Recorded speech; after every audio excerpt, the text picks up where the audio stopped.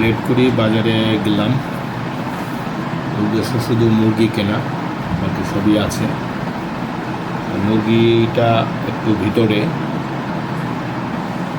প্রথমে সবজি, ফল, ফ্রুটসের দোকান,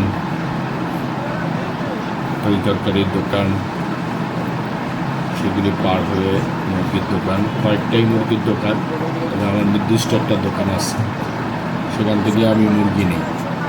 তার আগে কৌতূহলবশত সামনের দোকানগুলোকে জিজ্ঞেস করি বর্তমান দামের অবস্থা কী। চলে গেলাম আমার নির্দিষ্ট দোকানে।